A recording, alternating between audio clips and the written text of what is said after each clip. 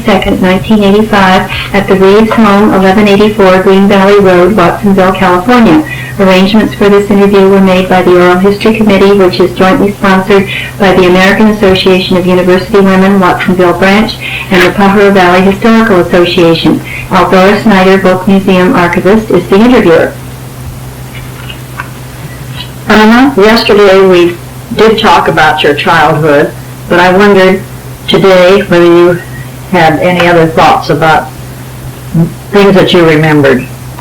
Well, I had a very happy childhood. My parents were, I would say, fairly strict, and they knew where we children were, and where we were going at all times. One thing I remember about my early childhood was I was about 6 years old, and my folks bought me a Chautauqua board. What's that? It's a scroll with a desk underneath it, and it hangs on the wall, and on each side of the scroll are two knobs, and these knobs turn the scroll, and they're all various things, pictures to draw and to copy from, and writing, and animals, and just everything imaginable, and it was very educational. And another thing I remember were the tramps and the hobos, and also gypsies that used to come to our back door. I don't know the difference between the tramps and the hobos, but I believe one of them asks for work, and the other just asks for something to eat.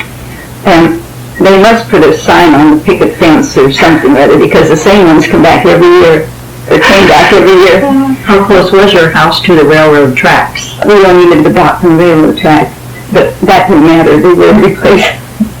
However, one time my mother fixed a bologna sandwich for him, and this fellow, he didn't ask for work, but he wanted something to eat, and she fixed his sandwich, and when she handed it to him, she gave him a cup of coffee and had it wrapped up, had the sandwich wrapped up nicely in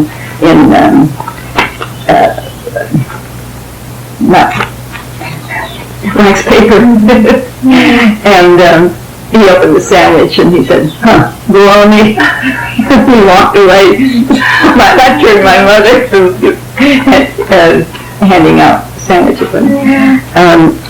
We lived about a block from the railroad tracks, and I can remember the flagman coming out every time a train went to pass and held up a red sign, stop sign. And he was very clever at carving things. He'd carve chains out of one piece of wood. And we kiddies used to like to put nails on the tracks and let the trains run over them. Then we'd make rings and various things out of them.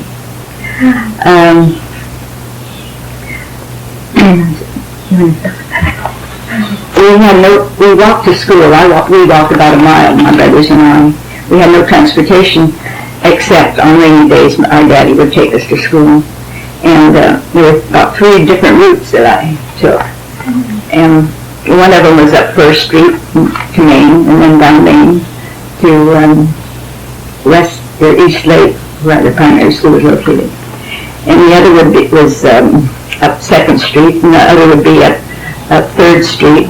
And when I'd come to the corner of West Lake and Rodriguez, I would cut across a lot by the old Christian church on this corner. Mm-hmm. What did the Christian church look like? Well, it was a wooden structure, and it was quite old, and sort of a tan color. Mm-hmm. Did you ever attend that church? No, I didn't.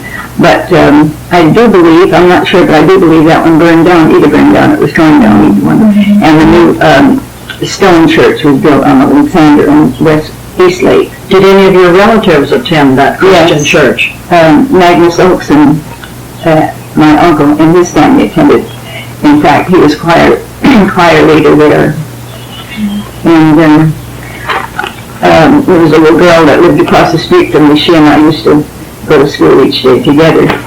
And we'd have our nickels and pennies saved up. We'd stop at Martin's Grocery on the corner of Main and West Lake and buy our all-day suppers. And on the way home, we stopped at Buckhart's. Her sister worked at Buckhart's, and so we were quite well known there. We stopped there every day, and Mrs. Buckhart would hand us a piece of candy every day. And then our next stop was at Quinn's Butcher Shop. When he saw us coming, he always took a weenie out first. However, we didn't dare let her too long, or our parents would worry. And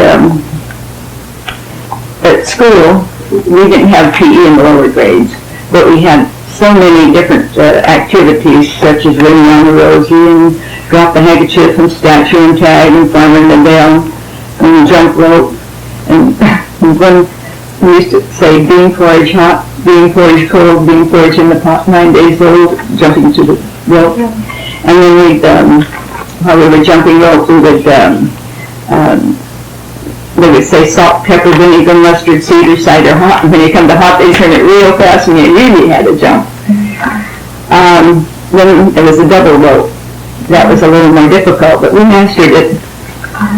And then the skating rink on 2nd Street, that was quite a favorite place for the youngsters to go on, particularly on Saturdays and sometimes after school. Picnic bills there. Also in that same building, in the auditorium, every year the Brown and Curry revival meetings would come to Watsonville, and they'd hold their meetings in the auditorium. Did your folks go? Yes, my mother would take us children. In fact, that was where I first gave my heart to the Lord. And we look forward to those meetings. Then on the lot next to the auditorium were the Wilbur players. And they came each year, and they put on these plays. They about 3 or 4 days of the same plays. I can remember one very distinctly, Uncle Tom's Cabin. Of course, all the girls were very, had eyes for the leading man. He was very handsome. Was that outside? Yeah, it was a tent, a big tent. And when I was smaller, when my brother was about, shortly after he was born, my mother missed me one day, and she looked out, down 1st Street, and she saw me jumping from the gutter into the street, back and forth. My daddy had his livery stable in Hack Barn on 1st Street near Main Street, about a half a block from Main Street, and I was heading up there to see my papa. And my mother didn't know what to do. She couldn't leave my brother because he was small, and so Harry Bridgewater was the postman at that time. So he came along with his bicycle, and she asked him if he would please go down and pick little Irma up because she was afraid of the beat wagons that were going up and down the street. So he went up there and gave me a ride home on the handlebars. Unfortunately, I don't remember it. I was about 2 and a half. Well, you spoke about the beat wagons, and I know that the factory, where was the factory? Well, the factory was built right next to my grandmother's home on Walker Street. It was between my grandmother's home and Quincy Street. Okay. Did your mother work outside the home? No, she didn't. She had plenty to do at home. She had, each day she had certain chores, certain duties that she had. How did you get those pennies and nickels that you spent at Martin's Grocery? Did you have an allowance? Well, I wouldn't call them allowance, but whenever we wanted something, the folks would give us some. Tell me a little more about your grandmother. I see that she remarried. Yes, after several years, she married a nice man from Switzerland. His name was Carl Kiemus, and he had no children. He had not been married before, but as far as I know, but they had 2 children in that union. What were the names of those children? Bertha Kiemus, which later married Frank Diesel, and Eugene Kiemus. Later he was an electrician. In fact, he's the one that wired the T&D Theater. Did you ever have a nickname? Yes. When I lived at Tassajara with my folks up to about 2 years old, everybody called me Tassie. Why? Well, because I was a Tassahara baby. I was born there. Okay, I think that we'll move on to your high school days. You want to hear about the floods? Sure. Tell me about the flood. Well, I don't remember the 1907 flood naturally, and I have a very faint remembrance of the 1911 flood because the South Ladies Creek overflowed. We were living on Riverside Road at that time. And then there was the 1914 flood, and I believe 1922 and 38. And the last one I remember was 1955. I was nursing at that time. I'd just gotten off the case and I went down to the Veterans Hall to help out. My husband and my boys were helping at the levee. And someone came up to me and asked me if I could deliver a baby. I said, well, I'd never done so, but I could sure try if it was necessary. But it so happened I didn't have to do it. But the floods were quite a thing in my childhood because I know my parents didn't look forward to them, but we kiddies had a lot of fun. We'd build rafts and float around in the water. And it was rather a sad situation after the water went down because the ground was covered with silt and if the water ever got in the houses, it just ruined the carpets. However, Oscar Bugler worked at the powerhouse on Lower Walker Street near the river, and whenever the river crested, dam broke, why he would always blow the whistle, the powerhouse whistle, to warn the people about the floods.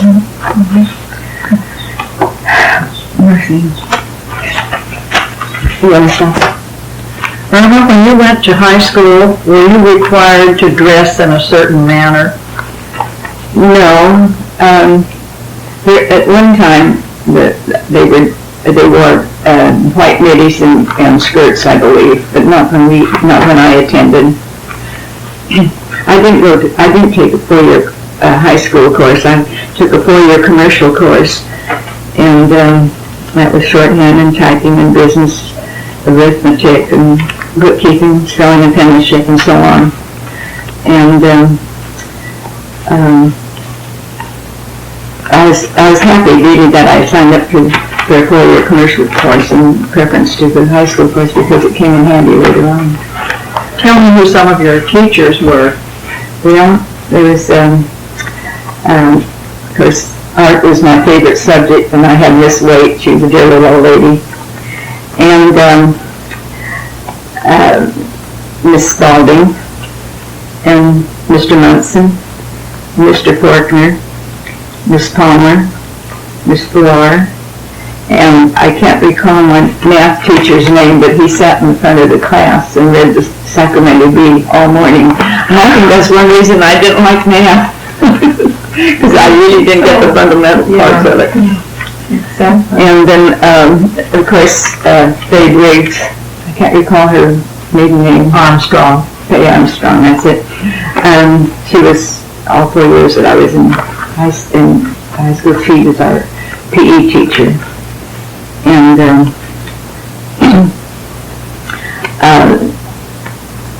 like I say, art was my main, I like that the best. What about the boys? Were they required to take PE or some military training? Yes, the boys took PE, but we didn't have military training at that time. But I can remember before I think it was right after World War I, we had militia in high school and the boys were in uniform. Another little subject that I liked real well was Glee Club. You sang? Pardon? You sang? Mm-hmm. And I loved that. And we put on plays for the public and different programs. And they were very successful. And then in PE, we had about a half an hour each day of calisthenics. And after that, we could choose whatever we we chose it. And of course it was basketball and volleyball, hockey, tennis, and baseball. But, my second year of high school, I was chosen as one of the softball players on the baseball team.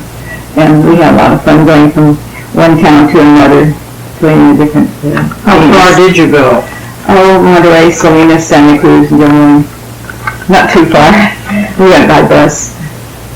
And of course we would reciprocate and always had refreshments for them afterwards. And I can remember the tug of war that I believe it was a freshman and sophomore had each year. And In the mud? in the mud, a big puddle of mud in the center of the ground, the center of the athletic field. And a big rope, and the freshmen on one end and the juniors on the other. And whichever one pulled their opposite team through the mud were the winners. Great. And do you remember feeling that there were cliques in the high school? Well, I guess you'd call it cliques. Groups? Pardon, groups, groups that would pair off. How did you wear your hair in those days in high school? Well, my folks never wanted me to cut my hair, but short hair wasn't as common then as it is now.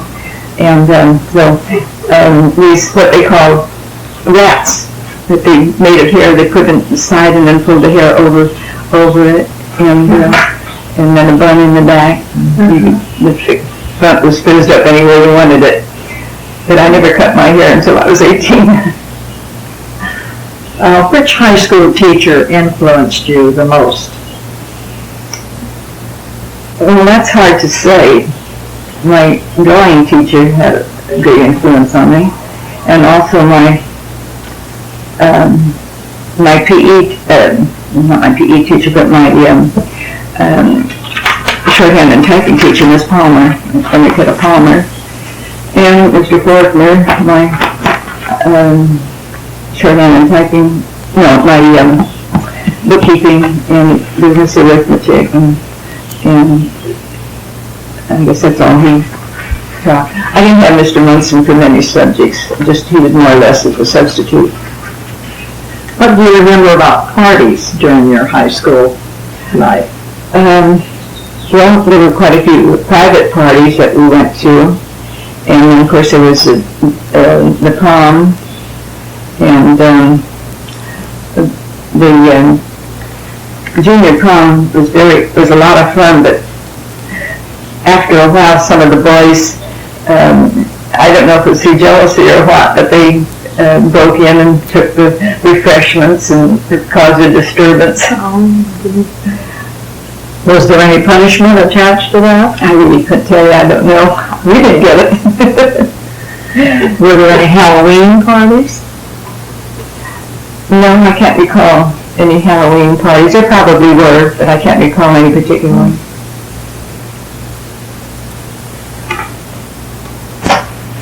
What did the high school girls wear in PE? Well, they wore white knitted blouses and black bloomers, and we had a limited time to go from the one building to the other. We were in the new high school building. We had to rush to get upstairs in the old high school building, where our lockers were located, and change and get down on the field before the second bell or third bell, whatever, rang. And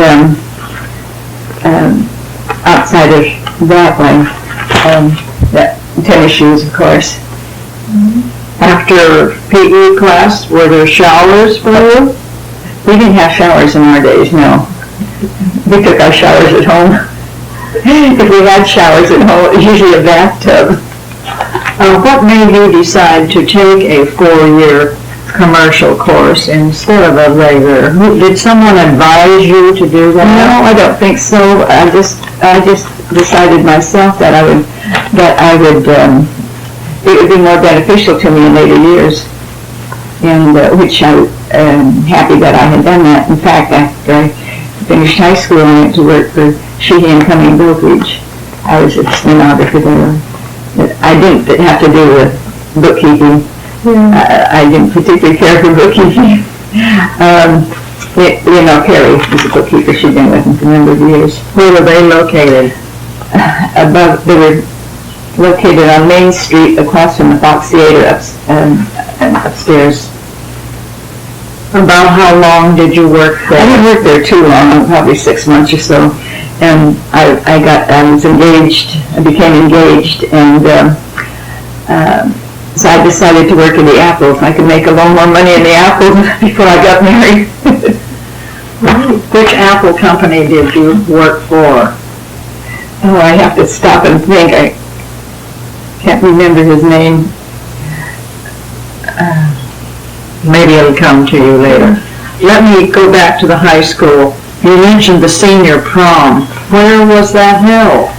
Well, as I remember, it was held in the new high school building, and I know that there were seats in the auditorium, but there was a space enough between the seats and the stage to dance. Of course, there weren't as many students then as there are now. What did you do in the summer times when you were a child and in high school? Did you work? Yes, all of us, the kids, I don't mean my brothers, but all the girls my age worked. I worked for Heinz catsup factory stacking bottles one summer, and I worked holding strawberries one summer, and I worked in the Apples. On a machine paring apples. I guess you call that the dryer. And Do you remember the name of the strawberry place? no, I don't, but it was on Walker Street. And of course, pitting cots was great fun for all the. Where did you do that? Well, we did pit cots in Aromas for Sealy's, and we camped out there for a couple of weeks. And Were your parents with you camping? Were your parents? my mother and my brothers, and then there'd be other families. Gwendolyn Cox and her mother and brothers were with us one year. And then in the evenings we'd all hike down to the Aromas Dam and swim. And then there was a big pitting shed, I believe it was Capavisa's pitting shed on Pine Street, where we used to pit cots also. Okay. Irma, when you worked in the Apples, do you remember how much money you earned? As I recall, I think I made 35 cents an hour. How long was your day? Well, there may have been shorter days, but I remember sometimes I worked 10 hours. It just depends. Do you remember how much they paid you for pitting apricots? As far as I remember that way back then, I think it was 10 cents a box. It wasn't bad if the cots were large, but sometimes we got these little peewee ones. How long was your day in the office for Sheehy and Cummings? Was that 9 to 5? Yes. Okay, now I want to ask you a little bit about the butcher shops.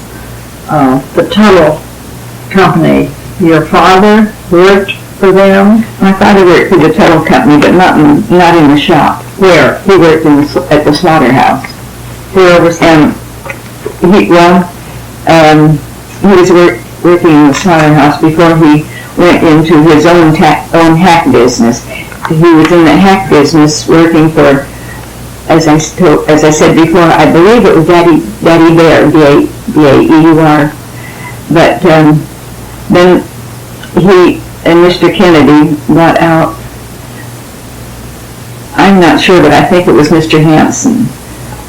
And he was in the hack, after he left the slaughterhouse, he went into the hack business with Mr. Kennedy. And they had their barns and livery stable, as I said, about a half a block from Main Street. Did they have an office on No, they Main didn't have an Street? office, but they had hack stands. One was at Lovering Cigar Store, and the other was at Martin Cigar Store. Where were these two cigar stores? Lovering Cigar Store was in the corner of 2nd and Main, and Martin's was on Main, I believe next door to Cross Drug Store. They had about, I would say 5 or 6 hacks. Some of them, they had to ride on the outside, and I think there was one where they drove from, they were enclosed more or less. They used horses. Yes, and they had their own horse, about a half a dozen horses or better, I can't remember. I can see my dad yet polishing those hacks for weddings and funerals and everything. Of course, they met all the trains at Powell Junction and at the depot in Watsonville. Can you remember what years these would be? How old were you? Let's see. It probably is.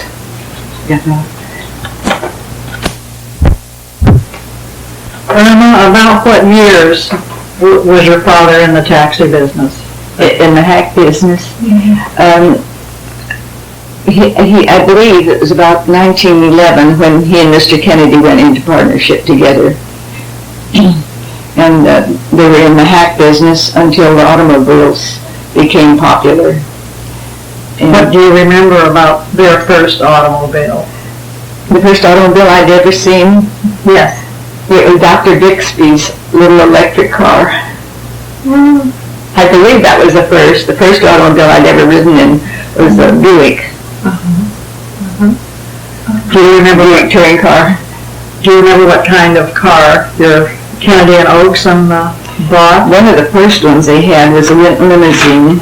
Winton Limousine, and a Thomas, and a Studebaker.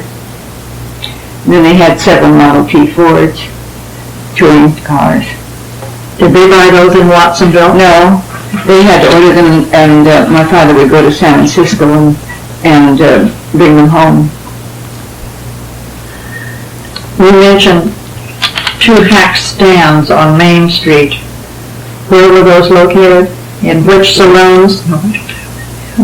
Loveling's was on the corner of 2nd and Main, and Martin's Cigar Store was the other stand, and that was next to Croft Drug Store on Main Street, near 3rd, Beach Street, which is now Beach.